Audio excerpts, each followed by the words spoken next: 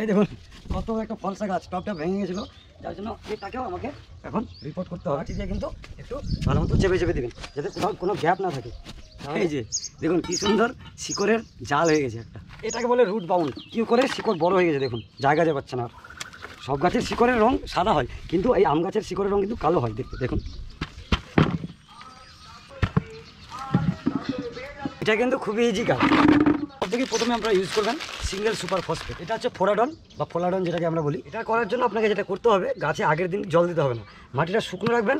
যত শুকনো রাখবেন তত কিন্তু ইজি হবে, একদম খুবই ইজি। এই যে দেখেন, তার মানে ওইদিকে যদি আরেকজন থাকে অনায়াসে কিন্তু এটা চলে যাবে।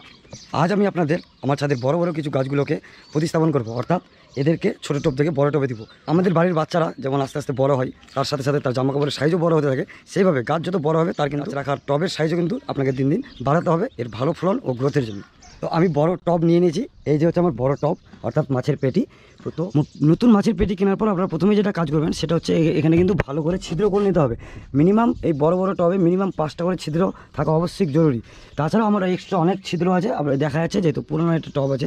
গতকালকে যে বাড়ির ভিডিও করেছি সেই বাড়ির স্যারেরই এটা ভুল করেছে যে নতুন প্লাস্টিকের টব কিনে নিয়েছে, অথচ প্লাস্টিকের টবে কোনো ফুটোই নেই, আর বলছে আমার বাড়িতে গাছ মারা যাচ্ছে, বুঝতে পারছে না কারণটা কি। এবার ছিদ্র করার পর আপনার যেটা প্রথমে কাজ হবে, এই ছিদ্রগুলোকে যে কোনো খোলামকুচি দিয়ে বন্ধ করে দেওয়া।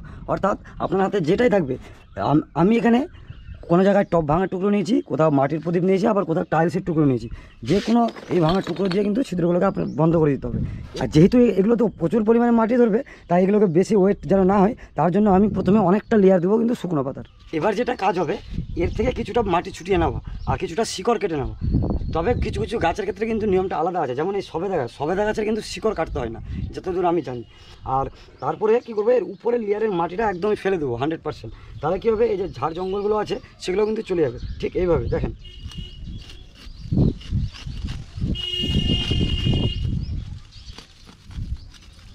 এই যে যেহেতু জঙ্গলগুলো হয় ঠিক টবের উপরে, তাই উপরের মাটিটা ফেলে দিলে এর সাথে কিন্তু জঙ্গলের বীজগুলোও চলে যাবে। এতটাই রুট বাউন্ড হয়ে গেছে যে মানে আমি কিছুতেই এর পিছনে যে ইটের টুকরোগুলো আছে সেগুলোকে দেখতেও পাচ্ছি না। এই যে এটা হচ্ছে আমার 1 বছরের কাটিমন গাছের চারা। একইভাবে এটাকেও কিন্তু উপরে মাটিটা কেটে নেব। এরকমভাবে এটা হচ্ছে আমার কমলা গাছের চারা, যেই গাছে গত বছর 3টা কমলা হয়েছিল আপনারা দেখেছিলেন, কিন্তু এই যত্ন নাই বলে এমনকি এর টবের অবস্থা তো খুবই খারাপ। এই যে দেখুন কীভাবে ভেঙে ভেঙে গেছে, তাও আমি চেঞ্জ করিনি, আজকে কিন্তু আপনাদের সামনে চেঞ্জ করবো। এই যে এই লেবু গাছের শিকড় কাটলে কিন্তু লেবু গাছের কোনো ক্ষতি হয় না, তাই এই গাছের আমি কিন্তু শিকড় কেটে দিলাম। আর এইভাবে কিন্তু বড় বড় টুকরোগুলোকে বের করে নিলাম। এবার হচ্ছে সবথেকে গুরুত্বপূর্ণ কাজ, যে মাটিটা কীভাবে তৈরি করবো। তো এগুলো হচ্ছে আমার একদম জমির মাটি, যেই মাটিতে ধান পাট চাষ হয় এবং পুরোনো মাটি। এই মাটিতে আমি শীতের গাছ করেছিলাম, এবং তার সাথে আমি যেহেতু বারবার একই প্রসেসে গাছ লাগাই, তো এই মাটিতে অলরেডি বালি আগে থেকে, তারপরে এইভাবে পাতা পচা রাইস হাক্স, হ্যাঁ, গোবর সার, পাতা পচা সার সবই কিন্তু এখানে অলরেডি দেওয়া আছে। কিন্তু এই মাটির গুণমানটা যেহেতু একটু কমেছে, তাই গুণমান বাড়ানোর জন্য আর কী কী দেওয়া যাবে, প্রথমে আমরা ইউজ করবেন সিঙ্গেল সুপার ফসফেট। সাদা রঙের হয়, পাউডারের মতো, যে কোনো রাসায়নিক দোকানে পেয়ে যাবেন। এটা আমি আইডিয়া মতো দিয়ে দিলাম। আপনাদের যদি পার্সেন্টেজ জানতে হয় তার জন্য আমাকে পার্সোনাল হোয়াটসঅ্যাপ করতে পারেন বা মেসেজ করতে পারেন। তারপরে যেটা সবারই সমস্যা হয়, যে মাটিতে অনেক ধরনের পোকামাকড়, পিঁপড়া, কেন্ন, কেঁচো এগুলো হয়, তার জন্য দেবেন এরকম, এটা হচ্ছে গ্যামাক্সিন পাউডার বলে যেটাকে, হ্যাঁ, এটা কিন্তু পয়জন, সাবধানে কাজ করবেন আপনারা। এটা হচ্ছে ফোরাডন, আপনারা এই দুটোর মধ্যে যে কোনো একটা দিতে পারেন, আমার কাছে দুটোই ছিল, আমি দুটোই দিয়ে দিলাম। তাছাড়া আর কী দেওয়া যেতে পারে, এই দেওয়া যেতে পারে অনুখাদ্য। এগুলো করলে সিউইড, সামুদ্রিক শৈবাল দিয়ে তৈরি, এটা হচ্ছে সিউইড বা মাইক্রোনিউট্রিয়েন্টের কাজ করবে, অনুখাদ্য বলে এটাকে। এটা আইডিয়া মতো একটু আমি দিয়ে দিলাম। আর আমি কী দিব, এখানে অনেক কিছু দেওয়া যেতে পারে। এনপিকে ডানা ছিল 2-4টা দিয়ে দিলাম। এগুলো ডিএপি দানা ছিল, অনেকদিন ধরে পরে পরে নষ্ট হচ্ছে, এইভাবে শক্ত হয়ে গেছে, এগুলো 2-4টা দিয়ে দিলাম। আর এর সাথে আপনি কী দিতে পারেন, এর সাথে পারলে ভালো হবে, আপনি গোবর সার দিয়ে দেবেন, আপনি হাড়গুঁড়ো শিংকুচি দিতে পারেন, অসুবিধা নেই। আমার কিছু পরিমাণ দেওয়া আছে, হাড়গুঁড়ো শিংকুচিটা বর্তমান এই মুহূর্তে শেষ হয়ে গেছে বলে আমি আর দিতে গেলাম না। আর এইবার কাজ হচ্ছে এগুলোকে ভালো মতো এক জায়গায় মিশিয়ে নেব,